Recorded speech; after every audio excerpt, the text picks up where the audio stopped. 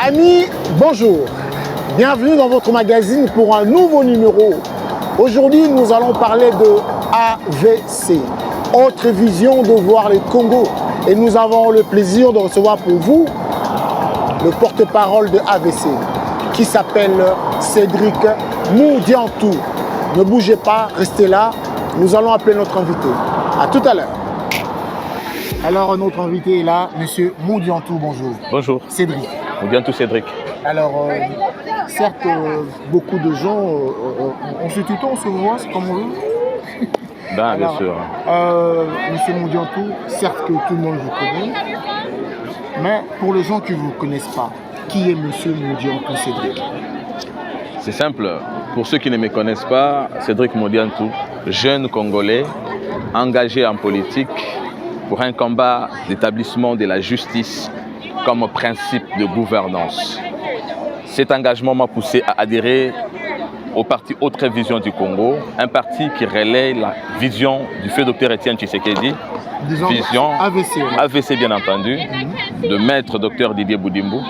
Alors ce parti politique a une vision et c'est cette vision qui m'a attiré parce qu'elle relaye le combat du feu Dr Étienne Tshisekedi accepté par l'écrasante majorité du peuple congolais comme valeur évidemment qui vise l'épanouissement du Congo à travers le progrès social. Donc pour moi ça suffisait comme contenu pour évidemment devenir membre de ce parti.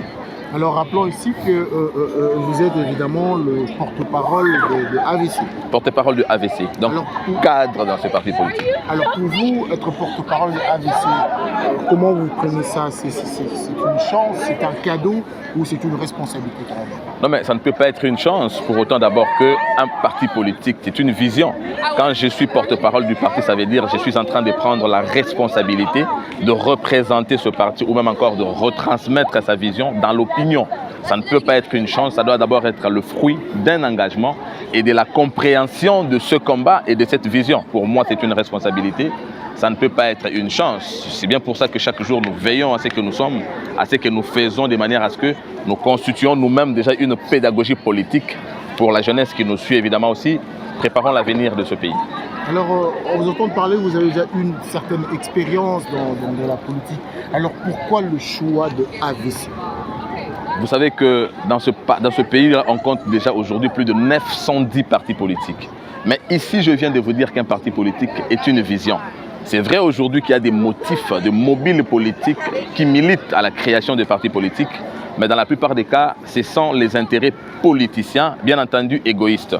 Autre Vision du Congo apporte d'autres procédés, évidemment, qui promettent les valeurs, évidemment, je voulais dire l'intérêt collectif à la place de ceux sélectifs. Ça veut dire nous considérons d'abord la RDC comme un pays riche, oui, mais évidemment, cette richesse devant bénéficier à la majorité des Congolais, si pas à l'ensemble de la population.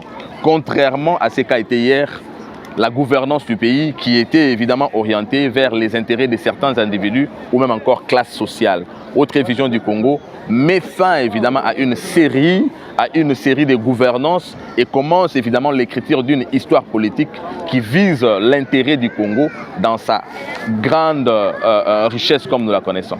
Alors, vous ne me direz pas le contraire, nous avons vu beaucoup de partis politiques comme ça naître et disparaître parce que l'autorité morale, on va dire que chez vous, AVC, l'autorité morale, c'est le ministre Didier Boudimbo. Didier Boudimbo, ministre de l'hydrocarbure. C'est simple parce que le ministre, on va dire, c'est un ministre, on va dire. C'est facile, ça aurait été un pousseur si le parti politique n'avait pas résisté. Non, mais on laisse entendre ça. Nous sommes aujourd'hui un parti mieux implanté sur les 26 provinces, dans de la RDC bien sûr, dans tous les coins et recoins. Créé en 2016 et pourtant Didier Boudimbo est devenu ministre après que Félix Tshisekedi ait été élu président de la République. En 2016, c'est Kabila. Et d'ailleurs, nous sommes nés pendant le combat politique d'alternance ou même encore d'instauration d'un état de droit. Donc ceux qui ont souscrit à la vision de l'AVC ou même encore de son autorité morale n'avaient rien à attendre de lui à titre de bien, à titre de présent. C'est d'abord la vision qui a attiré et c'est cette vision aujourd'hui qui continue encore à mobiliser les Congolais chaque jour, puisqu'il ne se passe jamais un jour où vous verrez de nombreux Congolais adhérer, évidemment, pour continuer les combats que nous avons commencés. Donc, il n'y a vraiment pas d'intérêt matériel à attendre chez nous. C'est d'abord ici la vision, et cette vision aujourd'hui comprise par le peuple congolais constitue le focus, le fondement ou même encore le sous-bassement de l'engagement de tous les Congolais dans l'AVC. On veut juste te rappeler, ça fait combien de temps que vous êtes porte-parole? Je suis porte-parole, en fait, je m'occupe de la communication de l'AVC depuis 2 ans, mais j'ai le titre de porte-parole depuis 6 mois. 6 mois. Voilà. Alors, on veut juste avoir une précision parce que on nous laisse entendre que l'AVC a été créé à une naissance en Belgique. Non, mais c'est très faux. C'est très faux. Je ne sais pas comment les gens arrivent à avoir des informations jusqu'à les divulguer des très fausses informations. L'AVC est né à Kinshasa et dans la plupart des fondateurs de l'AVC, ce sont des gens, par exemple, qui ne sont jamais venus ici en Europe.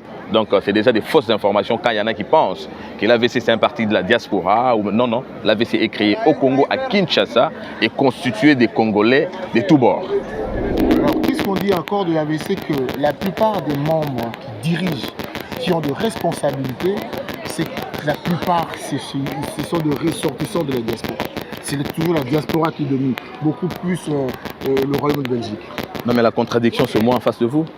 Je suis secrétaire national et porte-parole du parti Autre Vision du Congo. Eh bien, je ne suis pas de la diaspora. Et d'ailleurs, pour mieux dire, le numéro 1 de l'exécutif national, secrétaire général du parti, Maître Magloire Kassongo. Alors, que dire encore? Il n'est pas de la diaspora. Je ne vais pas ici me mettre à citer tous les cadres du parti, mais il y en a une panoplie. Donc, je vous avais dit que nous étions constitués de Congolais de tous bords. Je ne sais pas l'intérêt qu'il y a de pouvoir véhiculer des faux messages par rapport à ce qu'est l'AVC, sa vision ou même encore sa composition en termes de membres.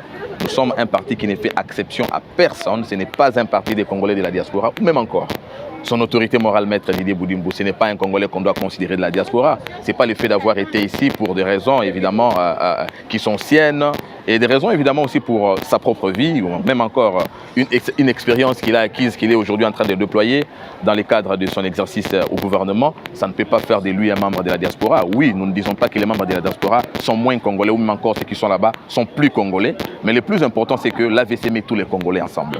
Que ce soit de la diaspora, que ce soit du Congo qui sont là-bas, tous nous sommes ensemble, nous ne faisons exception à personne. Mais la connotation qu'on veut donner, selon laquelle l'AVC serait un parti de la diaspora, c'est une pure fausseté. Nous avons connu aussi pas mal de départs dans ces partis AVC. Vous reconnaissez pas mal de départs, des gens qui sont partis, qui ont quitté AVC. Non mais c'est normal, parce que dans tous les partis politiques, d'abord un engagement politique sous-tend la liberté. On entre quand on veut, on sort quand on veut, c'est comme dans un marché. On n'a jamais des mains liées là-bas. Quand vous êtes venu, par exemple, il y en a qui viennent parce qu'ils s'attendent à un intérêt. Déjà, un parti politique ne donne pas de l'argent ou encore ne fait pas des biens aux gens en titre de matériel. Quand vous venez par le fait d'avoir mal compris la vision, ou encore vous avez suivi les beaux yeux de Boudimbo, vous avez suivi le fait qu'il soit devenu ministre des hydrocarbures, vous avez justement fait un mauvais choix. Et quand ils ont compris par la suite que ce n'était pas ça, le fondement de l'AVC, ils n'avaient qu'à partir. Ce n'est pas pour autant que cela a fait que l'AVC entre dans une certaine instabilité. Par contre, nous grandissons chaque jour. Dans AVC, il y a à boire et à manger. C'est-à-dire, AVC, tu vas là-bas, on nous laisse entendre d'ailleurs le fait d'adhérer juste dans votre parti, au retour, quand tu t'adhères, on te donne un billet. Vous soudoyez les gens pour adhérer? Ben si seulement je dois répondre à cette question, parce que ce n'est même pas important, je me pose la question si vraiment l'argent nécessitait ou encore conditionnait l'engagement politique des gens, le régime Kabila ne serait pas parti, puisqu'il en avait assez. Alors comment ce régime qui avait beaucoup d'argent qui donnait aux gens a fini par sortir et de la manière que vous connaissez? Non, mais par contre, nous avons tiré juste l'expérience de cela et nous avons compris que le peuple congolais voulait quelque chose. Ce qu'elle voulait, c'était d'abord une vision. Si aujourd'hui les Congolais souscrivent chaque jour à la vision de l'AVC, c'est plus qu'il a compris que l'AVC n'a rien à lui donner de matériel, mais l'AVC ne peut que lui donner de fondamental par rapport à son épanouissement. Ça n'a rien à voir avec le bien. Nous n'avons d'ailleurs jamais, puisque lui, en tant que ministre des hydrocarbures, Didier Boudimbo, c'est d'abord un individu. Didier Boudimbo, c'est un ministre et autorité morale. Donc, Didier Boudimbo représente directement une trinité. Un individu, une institution Et bien entendu aussi une autorité morale pour nous, le parti. Moi, je parle de lui ici en tant qu'autorité morale. Alors, je ne sais pas ce qu'il a pour donner aux membres de son parti politique, puisqu'il faut déjà dissocier le fait qu'il soit ministre et le fait qu'il soit autorité morale du parti politique.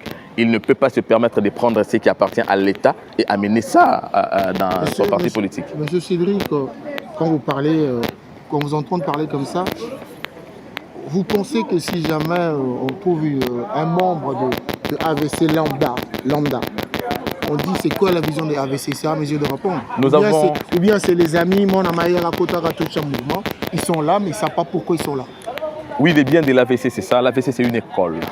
Donc ce n'est pas seulement faire adhérer les Congolais, mais les Congolais doivent comprendre, savoir à quoi ils ont souscrit. C'est pour ça que j'insiste que nous sommes une vision, qu'on ne peut pas prendre les gens comme des moutons. Je posais la question à un acteur politique à Kinshasa, pourquoi tu as souscrit à telle vision? Et il a raconté sa vie, même aussi a cité des actes caritatifs. À l'AVC, ce n'est pas ça. Tout membre de l'AVC connaît pourquoi il a souscrit, puisque les autorités de l'AVC ont pris soin de mettre en place une structure qui encadre les membres. Tous les membres, quand ils viennent, la première des choses, ils doivent comprendre c'est quoi la vision de l'AVC, c'est quoi le courant politique que l'AVC soutient, l'AVC appartient dans quel régime politique, et donc, si je peux ainsi l'appeler, chez nous, ce sont des militants qui comprennent au moins c'est quoi la vision de leur parti. Ah, ok, là, dans l'AVC, on sent qu'il y a le militantisme, en fait.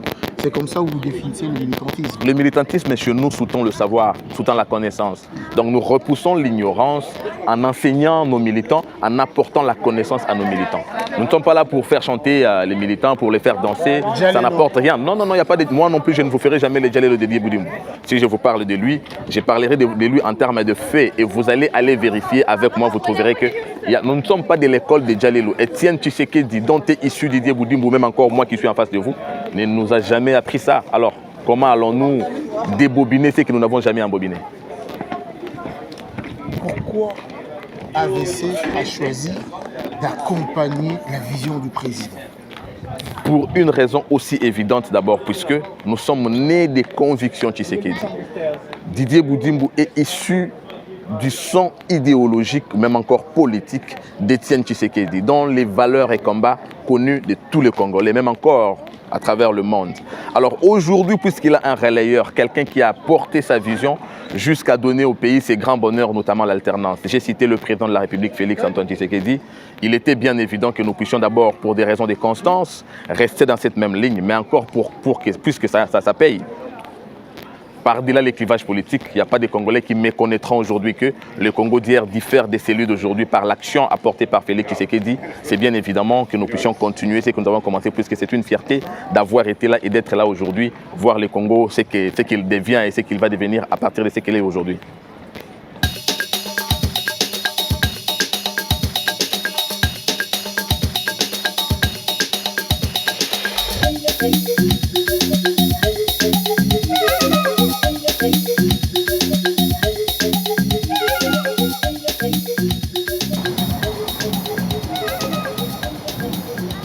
Alors, tout à l'heure, vous avez dit que vous soutenez le président, la vision du président. Mais concrètement, comment vous le soutenez? Pratiquement, ça se passe comment? Est-ce que ce n'est pas les Djalelo, Fati Béton sur le terrain? Vous faites quoi, vous, en tant qu'AVC? Non, mais il n'est pas question de faire les Djalelo, puisque le Djalelo, il y en a qui l'ont fait. Les résultats ont été prouvés que c'était nul. Nous n'avons pas besoin non plus de faire le travail ou encore de propager le nom de Fati, comme quoi nous étions en train de vouloir mettre tous les Congolais sur son dos. Non, mais le plus important, c'est qu'il doit impacter, c'est l'action de Fati sur le terrain. On peut ne pas aimer Fati, mais on finira toujours par aimer ses actions. Je vais donner un exemple concret. Aujourd'hui, les étudiants congolais qui partent à l'université grâce au bus Academia sont tous de l'UDPS ou encore de l'AVC? Non. Ce sont des Congolais. Donc nous n'avons pas besoin que les Congolais, évidemment, deviennent fanatiques de Tshisekedi, mais que vous restiez, évidemment, dans vos bords politiques, mais du moins que vous profitiez de l'action politique de Tshisekedi qui émane de sa vision. C'est pour ça que nous l'appelons père de la nation. Il ne s'agit pas d'un fanatisme ici, mais il s'agit plutôt de montrer aux Congolais ce qui est important pour nous tous. Parce qu'évidemment, dans l'exercice démocratique ou encore la démocratie pour laquelle nous sommes battus, c'était justement de favoriser évidemment la libre opinion, mais que tous les Congolais puissent bénéficier du bien-être qui est issu d'une vision politique à travers l'action du gouvernement. Alors, vous devez savoir qu'à chaque fin du mandat, on fait toujours les bilans. Si le bilan du président est positif, c'est bon pour vous. Ben, il l'est, négatif, puisqu'il l'est. Si c'est négatif, vous êtes aussi victime. Nous l'assumons. Mais pour nous, d'ailleurs, c'est ça. Parce que quand nous soutenions ce combat, c'était par rapport à ce que nous avions comme capacité à pouvoir effectivement exercer les fonctions de l'État avec beaucoup de valeurs que nous avons apprises du fait Dr Etienne Tshisekedi. Voilà aujourd'hui que nous faisons son honneur parce que le peuple congolais sait voir le Congo d'hier comparativement à celui d'aujourd'hui. Hier, vous avez d'abord un pays où il y avait l'impunité, il y avait l'injustice qui était à la base de la pauvreté. Évidemment, aujourd'hui, c'est des choses qui ont beaucoup évolué. Je n'ai pas dit que nous l'avons éradiqué, mais nous avons connu une grande avancée, évidemment, dont l'impact aujourd'hui sévit dans toutes les dimensions de la vie congolaise. Vous avez sur le plan social, vous avez sur le plan de la justice, bien entendu, et bien entendu sur le plan de l'éducation. Donc Félix Tshisekedi a touché quand même chaque pas de la vie congolaise. C'est vrai, c'est juste que nous avons commencé un processus, mais la marche est déjà bonne. Nous tendons vers les élections. Est-ce que AVC est en ordre? D'ailleurs, avant d'arriver ici, j'ai tâché, bien entendu, laisser mon dossier par rapport à ma candidature. Moi aussi, dans la circonscription de Lukunga, AVC est bien prêt. Nous avons aligné le candidat à tous les niveaux. Cette fois-ci, je parlerai des hautes révisions du Congo et alliés, puisque nous avons fait une mutation. Le parti politique Haute Révision du Congo devenant le bras séculier du fonctionnement et allié. AVCA. AVCA, bien sûr. Donc AVCA. Ça veut dire, évidemment, pour étendre, évidemment, la vision de Félix Tshisekedi à travers celle de Didier Boudimbo, nous avons fait approcher d'autres forces politiques par rapport évidemment aussi à l'objectif que nous avons de faire réélire le président de la République, mais cette fois-ci lui donner également une majorité homogène. J'ai parlé d'homogénéité puisque vous avez vu tout ce que nous avons connu avec la coalition KHFCC et bien entendu aussi d'autres qui sont venus faisant semblant de soutenir Félix Tshisekedi et pourtant ils avaient l'air d'agenda. Il fallait donc que le président de la République en tant que garant des institutions se conforme au contrat social qu'est la Constitution ou bien plutôt au cahier des charges des acteurs politiques. Donc nous avons trouvé que la bonne solution serait d'appeler les Congolais évidemment qui bénéficient aujourd'hui de l'action politique, de la gouvernance de Félix Tshisekedi, non seulement à lui donner un second mandat, mais à lui donner une majorité mais qui repose sur une idéologie, voilà que nous appelons majorité homogène. Vu ces climats d'insécurité qui règnent au Congo, on nous parle de kidnappeurs, on nous parle de vente d'organes, on nous parle de... Et récemment, actuellement, il y a l'actualité de Moana Mboka qui vient de décéder, le ministre Chérubin Okende qui vient de nous quitter. Alors, ces climats d'insécurité-là, vous dites quoi? Bien sûr, ce sont des faits des sociétés. Je suis ici en France, vous savez, récemment, il y a un gamin de 17 ans, évidemment, aussi qui venait d'être tué. Et cela ne peut pas être perçu, ou encore la France n'acceptera pas qu'on puisse parler d'elle comme un pays instable à la suite de cela, comme partout ailleurs dans le monde. Malheureusement, il y en a toujours qui font la communication pour détruire l'image aussi bien de la RDC que de l'Afrique. Souvenez-vous, en 2010, lorsqu'il s'est agi d'organiser la Coupe du Monde en Afrique du Sud, on nous a montré que c'était un pays invivable sur le plan sécuritaire. Alors qu'après cette messe mondiale, nous n'avons pas eu un seul cas de décès. Comme pour dire que parfois l'image de l'Afrique et même de la RDC est détruite à travers la communication qui est faite au niveau occidental. Nous n'avons jamais su pour quel bénéfice. C'est vrai, il y a l'insécurité, une insécurité aussi qui a des implications ou encore une explication économique. Mais le problème n'est pas celui-là, puisque les problèmes n'ont jamais été les problèmes, mais les problèmes a plutôt toujours été la résolution du problème. Pour autant que les gouvernements s'emploient à trouver la solution à tout ce que vous venez ici de dire. L'insécurité, c'est d'abord déjà quelque chose à encourager. Mais je prends les cas spécifiques du ministre honoraire à qui, dans la famille, je présente les sincères condoléances de la part de mon parti politique. Je pense plutôt que il y a à manger et à boire par rapport à ça. C'est une mort dans un scénario politique. Nous ne voulons pas commenter par rapport à ça. Nous laissons la justice faire son travail. Mais le plus important ici, c'est quoi? À la différence d'autres cas de meurtres que nous avons connus dans ce pays-là, j'ai suivi des commentaires de sa famille politique. Malheureusement, des commentaires tout à fait éhontés. Parce que hier, les mêmes ont appartenu à un une formation politique, disais-je.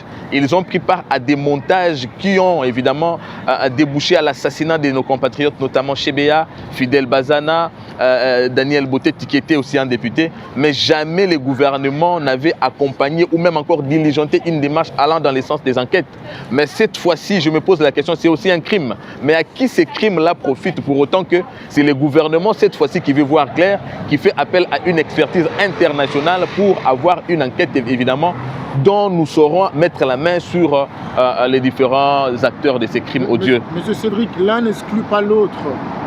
Sous le régime de Kabila, quand on a perdu Chebea, on a dit que c'était Kabila. Quand on a perdu Armand Tungulu, on a dit que c'était Kabila. Quand on a perdu, j'en oublie le meilleur d'ailleurs, on a dit que c'était Kabila. Alors aujourd'hui, sous le régime de Tshisekedi, dont vous faites partie, je veux dire, assumez aussi qu'on vous pointe du doigt, qu'on dise que c'est Fachi. Nous sommes en train de parler de l'insécurité. Mais c'est ce que je dis. Évidemment. Je dis sous le régime les gens peuvent mourir. Mais qu'est-ce que vous faites en tant que gestionnaire du pays, évidemment, pour avoir... Quand vous étiez dans l'opposition, vous disiez cela. Je suis en train de répondre à votre... C'est pourquoi je réponds à votre question. Accepter souffrir qu'on vous le dira. On n'a pas besoin d'accepter ou de rejeter la responsabilité à qui que ce soit. Mais le problème ici, c'est d'établir effectivement la responsabilité. Quand les autres mouraient et qu'on accusait Kabila, qu'est-ce que Kabila faisait pour effectivement prouver son innocence? C'est ça le vrai problème. Il n'avait jamais été rien fait. Moi, je vais vous rappeler même Mouzé aussi. Mouzé a été assassiné dans ce pays-là. Et après lui, c'était son fils qui était là. Mais les gens qui ont passé 20 ans en prison, visiblement, ce n'était que des innocents. Qu'est-ce que lui avait fait effectivement pour que les responsabilités soient établies? On parle aujourd'hui, après 10 ans de l'assassinat de Chebea. Pourquoi les responsabilités n'ont jamais été établies alors que tout le monde a pointé du doigt le régime? Mais ce régime-là, qu'est-ce qu'il a fait évidemment pour montrer à la face du monde que ce n'est pas lui? À la différence aujourd'hui, c'est vrai. Nous savons que les faits restent sacrés. Il y a des gens qui ont tweeté annonçant l'enlèvement de quelqu'un avant qu'effectivement il ne soit arrêté. Nous ne voulons pas accuser puisque nous laissons la justice faire son travail. Mais nous disons, le crime est fait, le crime est là, c'est vrai. Mais à qui cela profite pour autant que le président de la République lui-même aujourd'hui fait appel à une expertise internationale de manière à ce que la vérité soit établie? Pourquoi hier cela n'était pas fait? À qui profite le crime? Attendez, le dauphin Okende est de l'opposition. Ouais.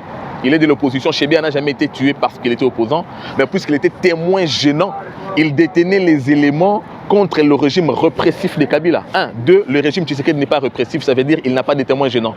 On ne peut pas tuer un opposant puisque nous sommes en train de favoriser aujourd'hui l'exercice démocratique.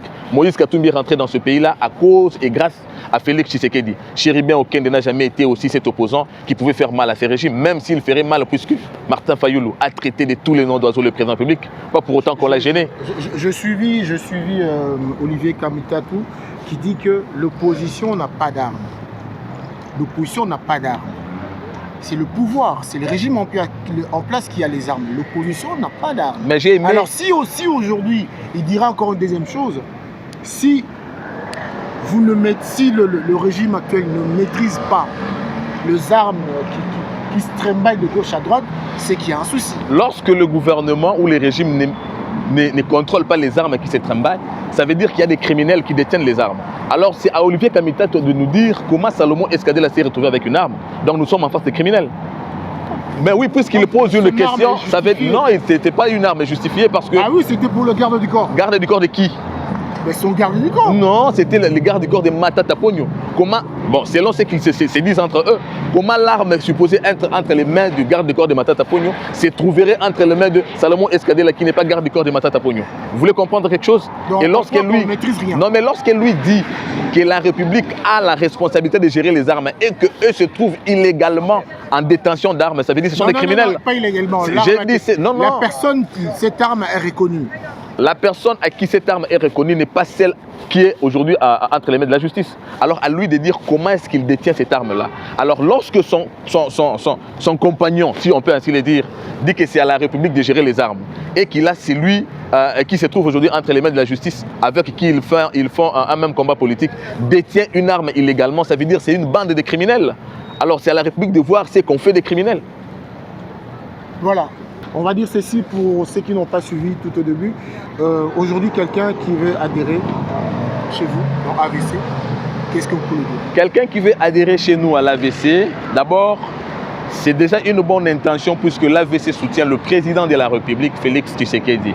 Oui, d'abord la personne du président de la République, puisque celui-là, il relaye la vision de celui que tous les Congolais, si pas la majorité des Congolais, ont soutenu et ont accompagné la vision. J'ai cité le fait Dr Etienne Tshisekedi. Aujourd'hui, Didier Boudimbo se trouve être aussi celui qui rappelle évidemment les valeurs prônées par Etienne Tshisekedi et accompagne son fils qui en est les relayeurs. Voilà pourquoi le peuple congolais qui veut voir le Congo devenir si beau un paradis par rapport à tout ce qu'elle a comme dotation en termes de richesse, ne peut que venir souscrire à la vision de Maître Didier Boudimbo.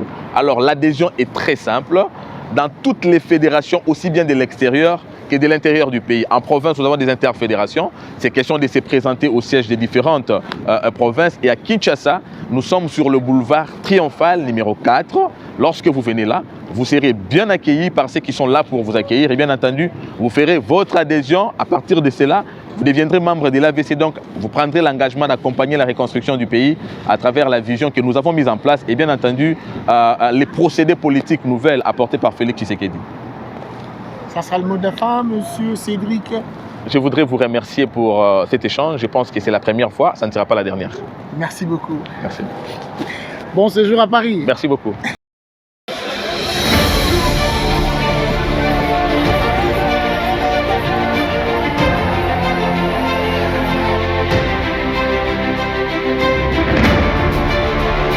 Sengoza mingi naya lokola ministre te naya lokola mwana Congo central lokola candidat à autre vision du Congo et allié lingomba oyo eza proche na yango lingomba UDPS mpe eza na nsima mokonzi ya mboka bana Congo central balakisinga bolingo mpo nalia kozela komona bato boye te me namoni bato ebele boye yango na comprendre mpo anini bandeko bana ngambo mosusu ya opposé bazobanga mpo komona boye etindaka babanga bandoluka baraison kilikili me na décembre nde makambo oyo nyonso tokosala yango tokotia na baurne tokovote na bamachine et puis le reste va se faire.